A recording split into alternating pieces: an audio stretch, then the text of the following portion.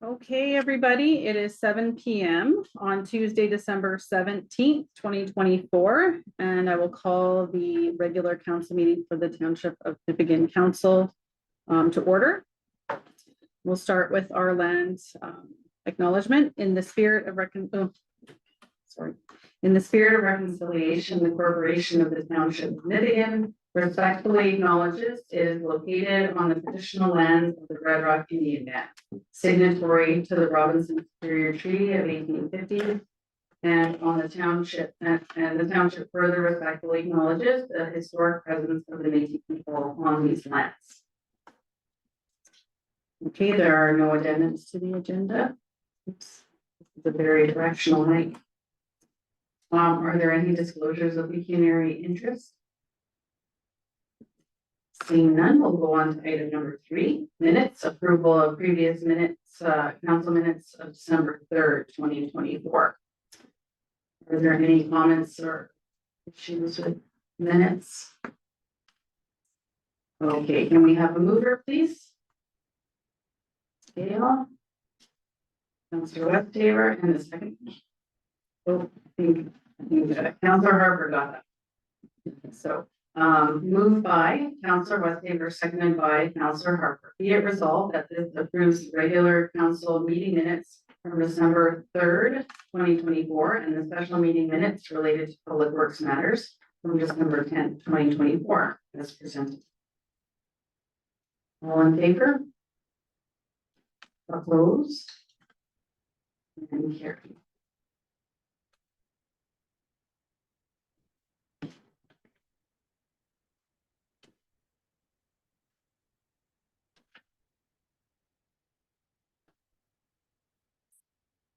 Okay, next we have finance to confirm and approve accounts. Do we have a mover for this one? Councilor Harper. Seconder, Councilor Hart, thank you. So this is resolution 2024-300, moved by Councilor Harper, seconded by Councilor Hart, that the payment of accounts is listed on the following payment vouchers are hereby confirmed and approved. Payment voucher number 39, 2024, in the amount of $34,468.37, and payment voucher number 40, 2024, in the amount of $261,606.20. All in favor? Opposed? And carried.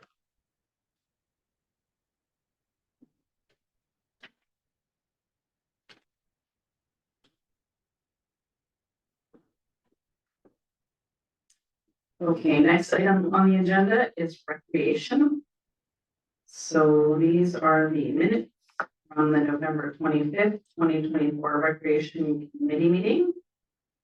Our Recreation and Culture Manager was not able to attend the meeting tonight. However, I was at the meeting, so I will be able to answer any questions that anyone has. I was present. Anybody have any comments or questions about the minutes? Jim Pass. Councilor Hart. I'd like, could you somebody explain the the mat tax for the gym membership thing? Do you want to take that? That's a very innovative idea. Sure.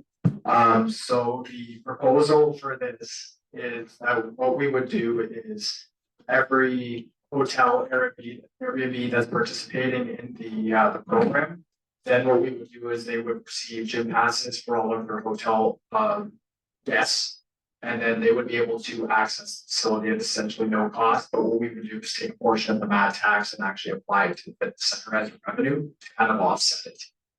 So it would bring people downtown, that would be the goal, but then it would also have an added competitive benefit to staying significant. Good idea. And I think that is actually in economic development committee minutes as well as a recommendation. Okay, and there is a recommendation in this one as well.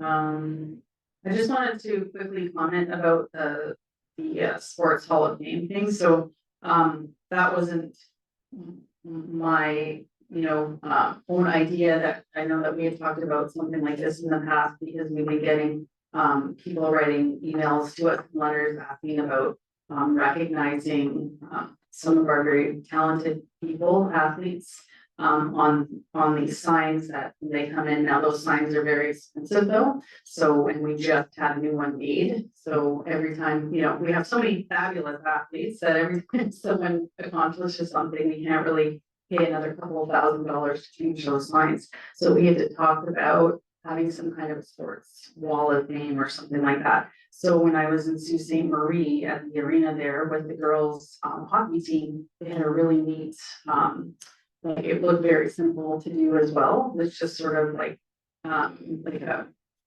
you call it, a mounting thing. And then every time they put someone in the Hall of Fame, they put this little placard, and I can show you guys after on the phone if you want. And it has a picture of the person, and then it has the write-up and when they were inducted into the Hall of Fame, and it's in their arena, and it's very simple, but like very effective. So, and then it's a lot more effective, and then it's just instead of having someone's name on a gold plate in the year, there's an explanation of what their accomplishments were, and a picture of them too, which I found was really cool. So, I showed it to the committee, and they liked it, and just, something to consider. It's not desperate that we have that done, as budget allows, but just something to think.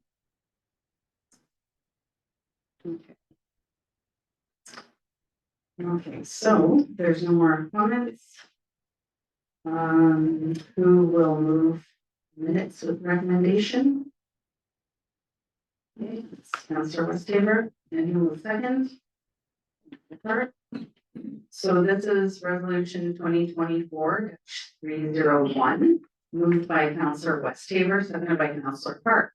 Be it resolved that council receives the Nipissing Recreation Committee meeting minutes from November 25th, 2024 as presented, and that at the request and recommendation of the Recreation Committee, the township provides the Elk Minor Hockey, the multi-purpose room at a rental rate of $100 per day.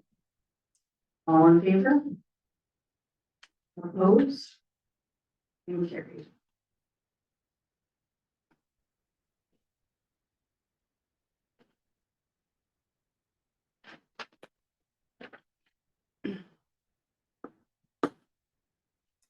Okay, next on our agenda, we have council business, which is the CAO's report.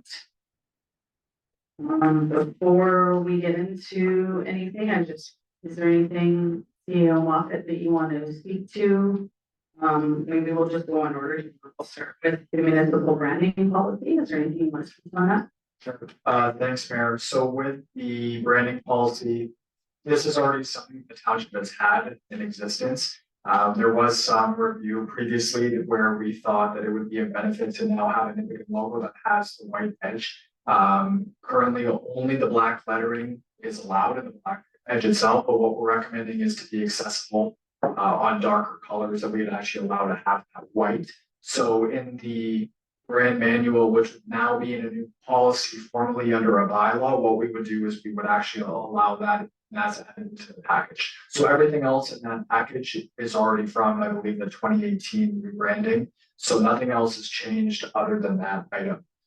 Secondary to that was now a brand or a policy related to when people want to use our brand. So now it's requesting that people enter into agreements, and also it just clearly outlines when people do use our brand for, let's say, merchandise or promotional material, that they are aware of kind of the rules and regulations with it and how we can control that. Just to protect our brand and all of our logos and make sure it's used effectively. So. Does anyone have any questions about the branding policy? Great.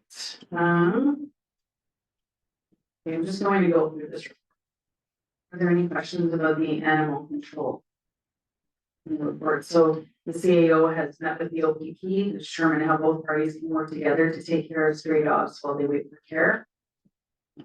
So that's something that's you guys are looking at, and you'll be drafting policy. So there's clear path to that situation when it arises. Oh, Councillor, Kirk, and then we'll go to you. Where are they planning to host their pages? So at this point, what we're planning to do is going to be at the Rose Garage Public Works. Okay, that's where are they going? So we already have access to a cage, and then right now both parties are willing to meet, walk, take care of the dog, so that's just something that we're trying to do at this point. And so what's here? Will somebody be there during the night, to let them out, if they need to get out? Yeah, so what we're looking to do is kind of establish a timeline of when people would come in. We talked about potentially OPP coming in, maybe staff coming in, maybe vetted volunteers, kind of looking at that, but there would be kind of a set schedule. Okay, they're gonna be taken out twice a day, walked, fed. That's what the expectation would be. Yeah. And that of course is not like where the dog would be kept for 2 weeks at a time, right? It's sort of an emergency situation until the foster program, the rescue programs or whatever, whoever would take them into Thunder Bay or the local person would foster. And just it's like an emergency situation, keep it safe and sheltered and able to take care of its business and stuff. Okay. Charitable tax rebates. Is there any questions about that one? Museum service agreements and policy development. Seems pretty straightforward. Gym memberships and event mat tax. So CEO Moffat explained that earlier. All right, so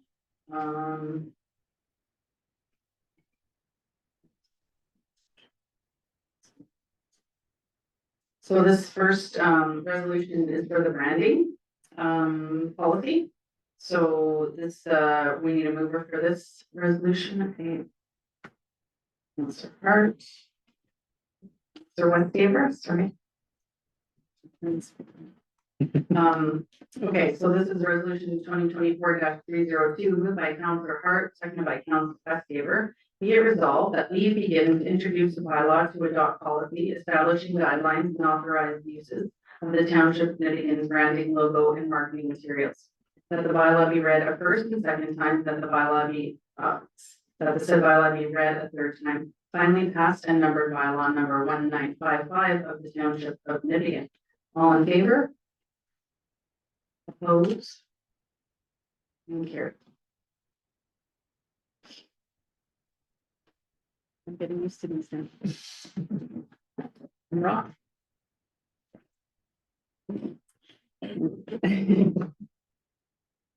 Okay, so this next one is for the charitable and commercial vacancy tax rebate and charitable tax rebate, as per the report. So this is resolution 2024-303. Who would like to move this? Councillor Harper, seconder.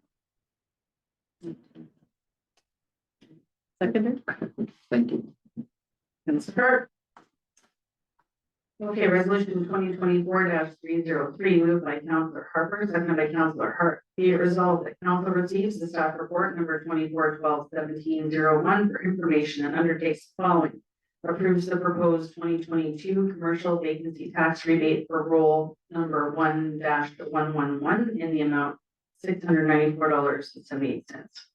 Approves the 2024 charitable tax rebate request for roll number 1-169 in the amount of $1,443.67. All in favor? Opposed? And carried.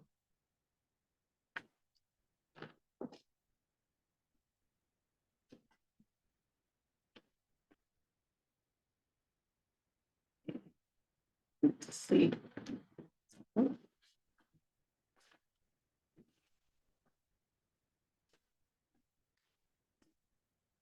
Okay, and then we have the MMAH letter regarding codes of conduct and integrity commissioners. Ah, closed on me. Takes a while to get down here.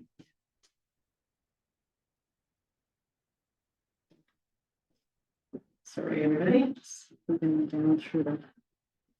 Sure.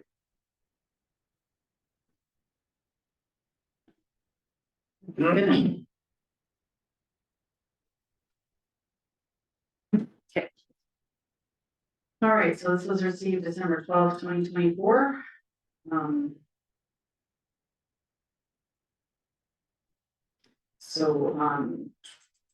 The proposed changes for the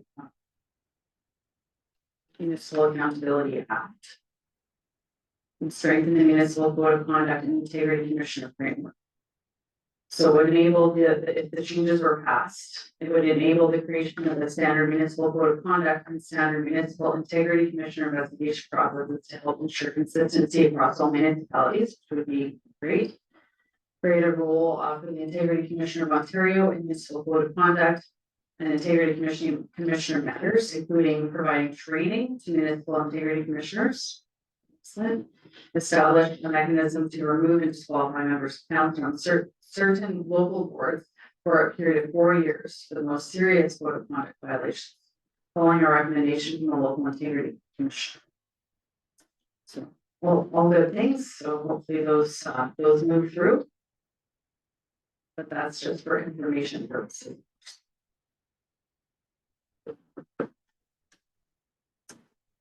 Next, we have sundries. First is from the top of Lake Superior Chamber of Commerce meeting minutes, November 26, 2024.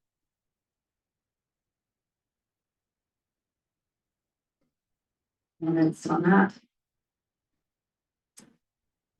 And then we have a briefing note about Ontario's roadside zoos.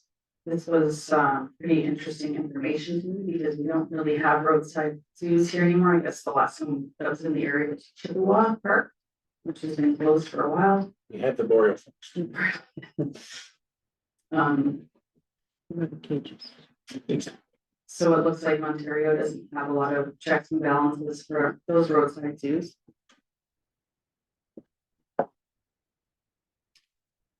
Did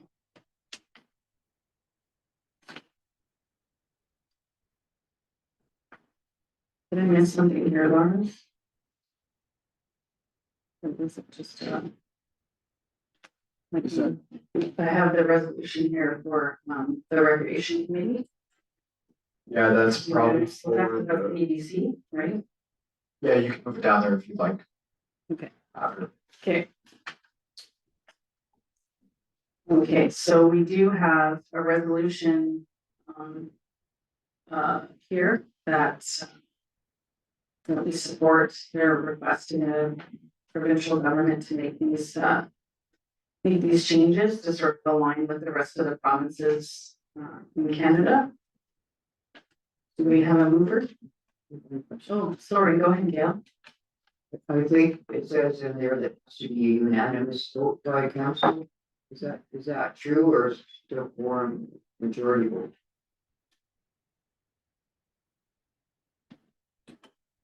I don't know. I don't know if it probably would just align with our policies of forum vote, I would think, but I didn't notice any. Sorry, where are you referring? Where is that located? Yeah, so. It was speaking to removing somebody off committee for like gross misconduct. Oh. Well, that was- But it required a unanimous vote. Are you talking about the wildlife? That's what we're on right now. the wildlife. Yeah, Yeah. I just saw it, went by that, Back to the previous. just backtracking. Oh, to the. Yeah. Are you talking about the code of conduct letter and everything? Yeah. Well, that's just for our information though, like, we're not voting on that, it's just to inform us about it, you're talking about when they Yeah. make it law? Yeah, but I'm just surprised that it had to be unanimous. Where, can you just point out to me where you see that in the letter? Sorry. Yeah. course, I had to try to spin past it while it was still in my head.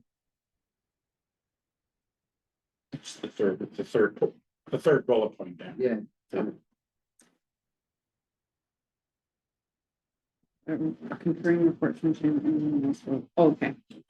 Okay, I see what you're saying, so that one of the recommendations is that,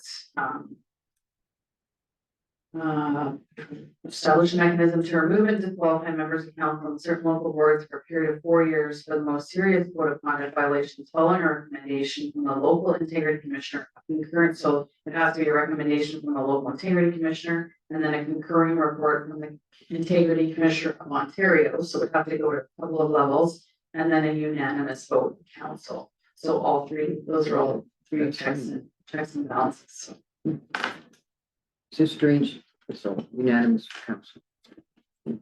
Okay, we're back on the roadside students here. Do we have a mover for the resolution? Okay, Councilor Berger. Seconder, Councilor Hart. Okay, so this is resolution 2024-305. I'm gonna have to do this all. Moved by Councilor Parker, seconded by Councilor Hart. Whereas Ontario has more private, non-native, exotic, wild animal keepers, roadside zoos, mobile zoos, wildlife exhibits, and other captive wildlife operations than any other province. And whereas the province of Ontario has as yet not developed regulations to prohibit or restrict animal possession, breeding, or use of non-native exotic wild animals in captivity. And whereas the non-native exotic wild animals can pose very serious human health and safety risks, and attacks causing human injury and death have occurred in the province. And whereas the keeping of non-native exotic wild animals can cause poor animal welfare and suffering, and poses risk to local environments and wildlife. And whereas owners of non-native exotic wild animals can move from one community to another, even after their operations have been shut down due to animal welfare or public health and safety concerns. And whereas municipalities have struggled often for months or years to deal with non-native exotic wild issues and have experienced substantial regulatory, administrative enforcement, and financial challenges. And whereas the Association of Municipalities, the Association of Municipal Managers, Clerks, and Treasurers of Ontario, and the Municipal Law Enforcement Officers Association have indicated their support for World Animal Protection's campaign for provincial regulations of non-native exotic wild animals and roadside zoos in letters to the Ontario Solicitor General and Ontario Minister for Natural Resources and Forestry. Therefore, be it resolved that the Township of Nipigon hereby petitions the provincial government to implement provincial regulations to restrict possession, breeding, and use of non-native exotic wild animals in licensed zoos in order to guarantee the fair and consistent application of policy throughout Ontario for the safety of Ontario citizens and the non-native exotic wild animal population. And be it further resolved that this resolution will be forwarded to all municipalities in Ontario for support, and that each endorsement be then forwarded to the Premier of Ontario, Ontario Solicitor General, Ontario Minister for Natural Resources and Forestry, MPP Lise Bourgeois, AMO, AMCTO, and MLEAO. All in favor? Opposed?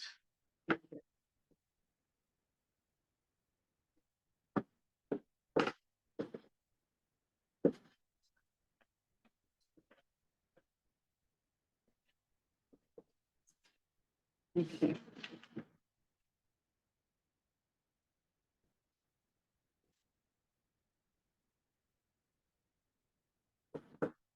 So I think the next one is for information, the whole year, it's just for information. They didn't ask us for any kind of resolution. So, Any questions or comments on that one? yes, okay. Timmins, where this letter is coming from, does have an airport, and so Colbert is capable of providing service there, but since we don't have one, it's sort of a dead issue. We can't call, a person can't call that service into action in Nipigon. It has to be through Thunder. Yeah. Yeah, And I think it's sort of like it funds people to be able to fly out, right? So they don't have to fly commercial and so. You can still use in the area, I mean, it's tied up, so Hope Air will fund the Thunder Bay to pick up somebody from this rural areas. Yeah, I think Hope Air, if I'm not mistaken, though, is for like, it's not for emergencies, it's more for like. Yeah. Consistent care, like this little one here is doing for treatment, so. Yeah. This little one has severe kidney disease where he has to go for, several appointments a year out of Timmins into Toronto, so it's just. But it's to save 17 Travel. hour travel. Mhm. Yeah, it's awful. Okay, next we have our Economic Development Committee, meeting minutes from December 12th, 2024. Does anyone have any questions or comments? There is some recommendation in here as well. Some for Harold. He gave you good service. There's one recommendation.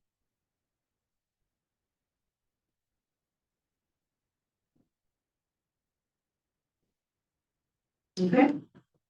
So this is resolution 2024-304. Who would like to move?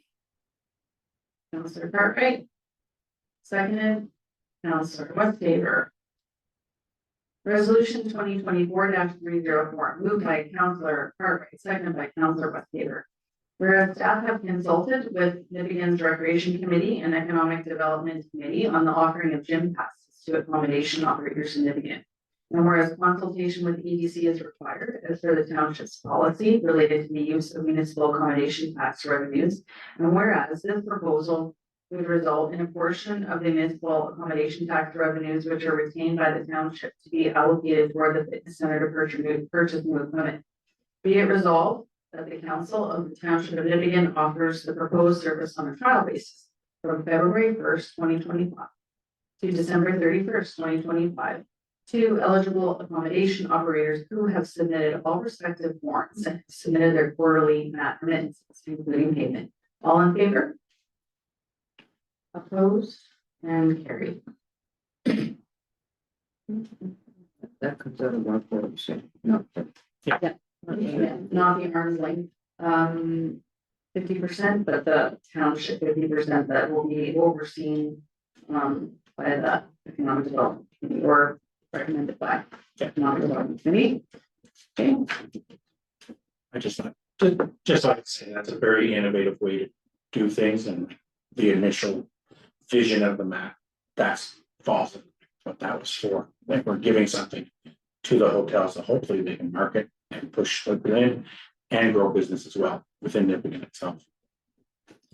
I was actually in the community center parking lot today, and young fella drove up and asked if this is where the gym was. I didn't ask him if he was staying at a hotel, but he was obviously seemed to be him around here, so I pointed him in the right direction. So there will be a little bit of use out of there.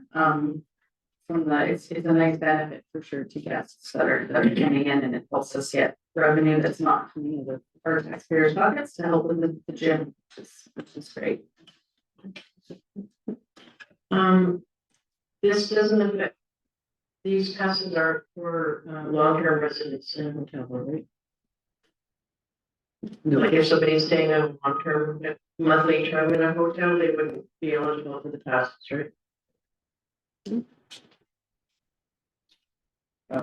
Originally that wasn't the plan, but we could look at offering that. As part of the MAT doesn't cover long-term stays over 30 days. But we could look at that. Yeah.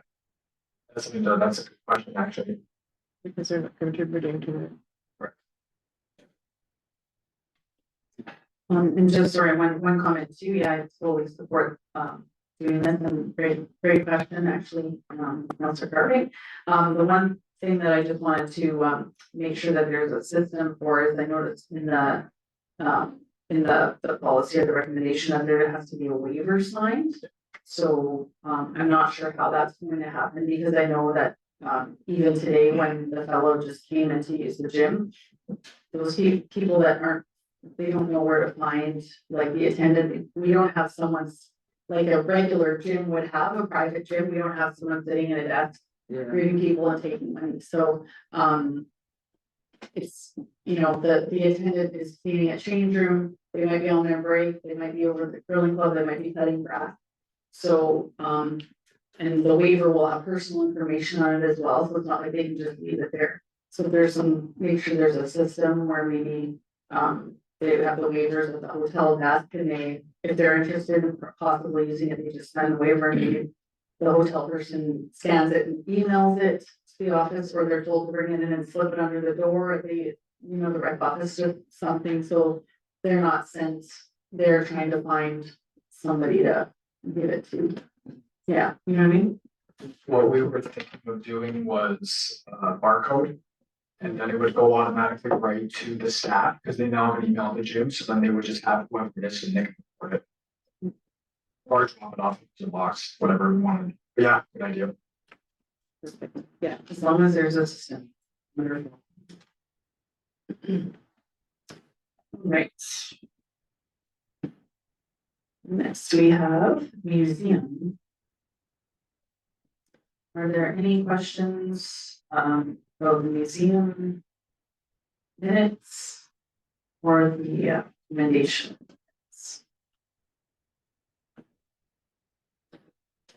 Okay, so, we'll look for a mover. This is to move, a bylaw to authorize an entrance to a service agreement up to $2,500 from the Huntington Museum. So mover. Okay, Councillor Hart and seconded by Councillor Westhaver. Resolution 2024-306, moved by Councillor Hart, seconded by Councillor Westhaver. Be it resolved that leave be given to introduce a bylaw to authorize an entrance to a service agreement for up to $2,500 in services from the Thunder Bay Museum. That the bylaw be read at first and second time, that the said bylaw be read a third time. Finally passed and numbered bylaw number 1956 for the Township of Nipigon. All in favor? Opposed? And carried. I got a good comment on that. That's part of being on the museum board. It's nice to see everything moving forward with it, and everybody's so happy, for, Swington. And also Chris Neal, they worked hard and now they're feeling a breath of fresh air that they're going to get the help they need, and it's great to see that the museum moving forward. Councillor Westhaver, thank you for that comment. Yes, it's very good to see that their hard work is helping the museum move forward and they're getting us. Okay, so our next resolution is to have additional, so the Historical Museum Committee has requested for additional services from the Thunder Bay Museum over and above the service agreement for this next year. So this is to approve the quote for the $750 and the second quote from the Thunder Bay Museum, 1,800 to 10 hours of digitization, transcription, etc. Do we have a mover for this? Councillor Cartwright, seconder. Councillor Westhaver. So this is resolution 2024-307. Moved by Councillor Cartwright, seconded by Councillor Westhaver. Whereas the Nipigon Historical Museum Committee has requested for additional services from the Thunder Bay Museum over and above the service agreement for the 2025 calendar year. And whereas these quotes have been reviewed by council. Be it resolved that the council of the Township of Nipigon hereby approves the quote from the Thunder Bay Museum to develop a statement of work to update existing policies and develop the new ones at a price of $750. And a second quote from the Thunder Bay Museum in the amount of $1,008 to undertake 10 hours of digitization and transcription of institutional knowledge with Betty Grell, including on-site recording. All in favor? Opposed? And carried.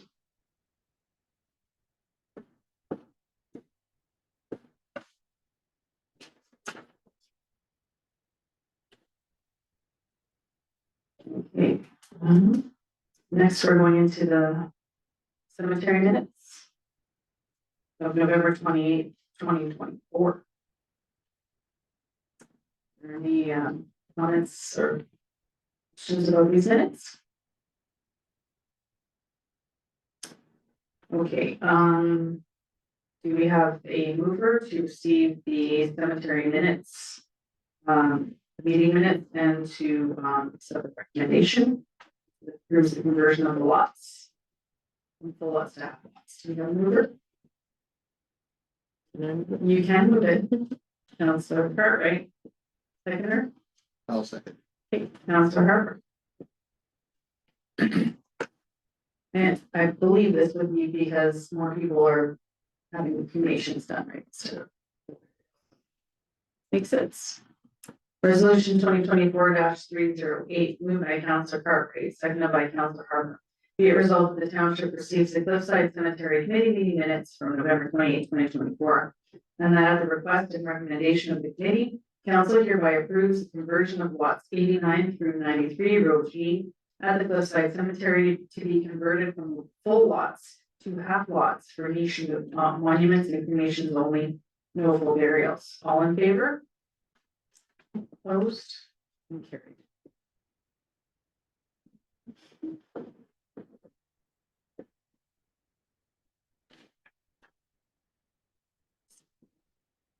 Okay, Committee of Adjustment, this is just to let us know that the next meeting of Committee Adjustment is December 18th at 5:30. And where's that meeting at? Here, council chambers. All right, before we go into close, I'm just gonna ask, go around the table and see if there's any other business. We'll start to my left with Councilor Harper. Anything to say?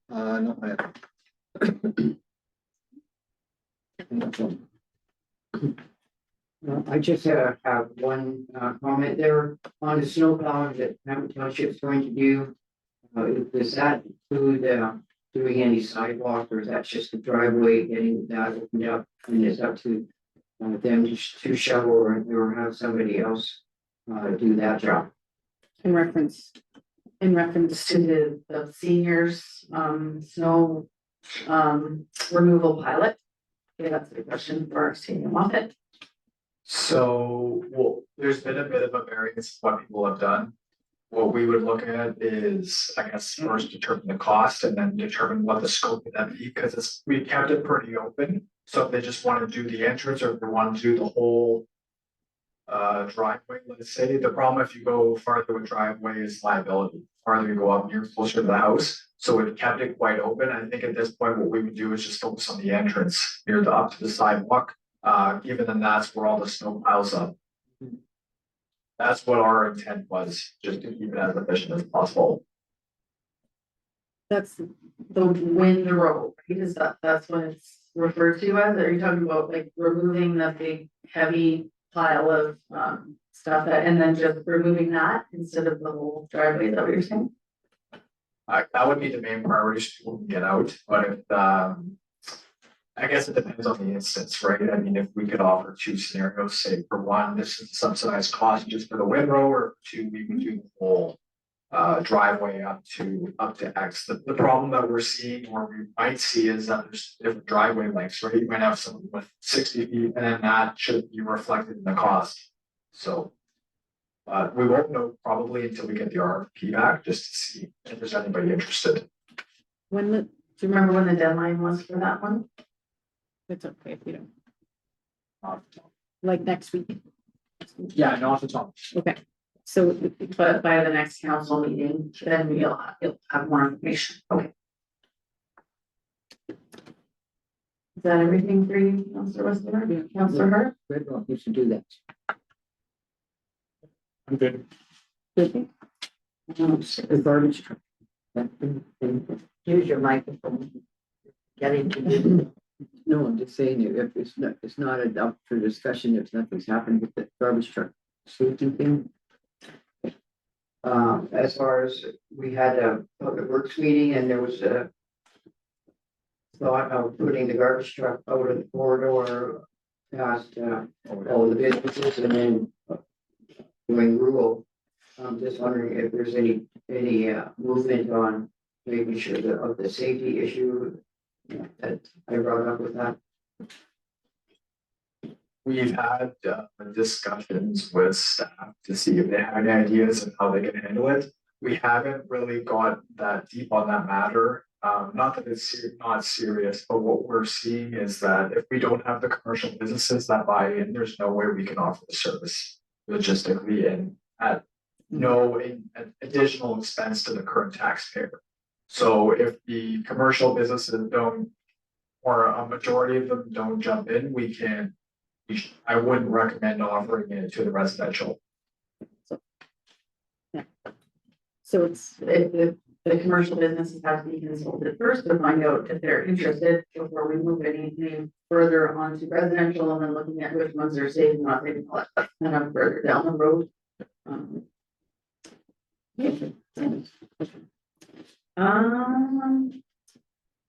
Just a few things. So, Parade of Lights was wonderful. I heard that our owners was, seeing Waka was the Grinch on the township float, which was kind of neat. Wonderful to see, businesses involved, as well as, of course, the firefighters, the township staff, and the Red Rock Indian Band. And, yeah, it's really, really fun. I'd never been to, like, I haven't been here once those have been going because I've been out of town. So I hope it was fun and like a bonding experience too for the township staff, because they seem to be having a lot of fun. And Parks Canada, of course, too. So, lots of great fun. And I know on my street, there were seniors outside waiting, there were little kids outside waiting and getting really excited, and just people like me in between excited to see them come too. So it was very cool. So congratulations to all those people that put in that time and effort. Just wanted to acknowledge, of course, Merry Christmas. The next time we meet up is going to be after Christmas. So I want to say Merry Christmas to council and staff, as well as the community. And just to recognize the folks in our town. I know I'm going to forget people or groups, but we've had a lot of really great initiatives happening in town. We've had numerous groups doing food drives. We had the MNR, we had the fire department doing food drives. We of course have Deacon Dave's toy drive going on, as well as Mary Ellen does the seniors baking drive every year for seniors that are alone. And there's just so much, great stuff happening. And I that's just an example. I'm sure there's more. But congratulations to all those people who were involved in those initiatives. And it is really, gets people in the spirit, and it is in the spirit of Christmas. So, very nice. So thank you to those folks. Okay. All right, so we're going to head into closed session now. We have a mover for this. So West Tabor, Councillor Cartwright. So this is resolution 2024-309, moved by Councillor West Tabor, second by Councillor Cartwright. That this council now resolve into closed session at 7:43 p.m.